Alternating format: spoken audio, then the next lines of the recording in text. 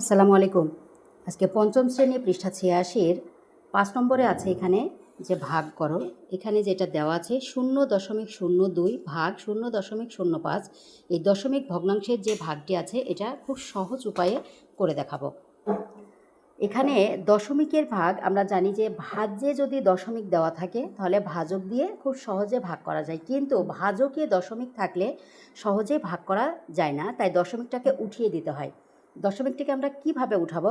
এই দশমিকের জন্য আমরা কি করব, জানি যে দশমিকের জন্য ১ নিব আর দশমিকের পরে যে কটা সংখ্যা থাকবে সে কটা শূন্য নিব।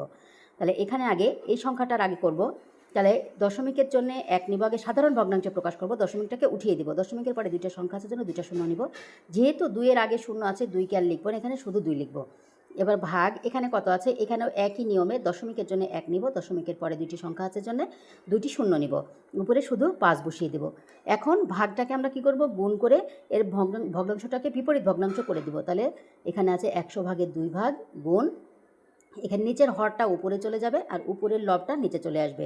তাহলে এখন আমরা কি করব, এই ১০০ কেটে দিলাম, তাহলে কত থাকলো, উপরে আছে হলো ২ আর নিচে আছে ৫। এখন এই ৫ দিয়ে আমরা ২কে ভাগ করে দেব।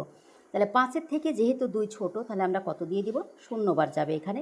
এবার এই ২ আসলো, যেহেতু এখানে দশমিকের অঙ্ক, এখানে একটু দশমিক নিয়ে একটু শূন্য নিব। ৫ দিয়ে ২০কে দিলে ৪-৫-এ কত হয়, ২০ হয়। মিলে গেছে, তার মানে উত্তর কত হয়েছে, ০.৪। আশা করি সবাই বুঝতে পেরেছেন। ধন্যবাদ সবাইকে। আসসালামু আলাইকুম।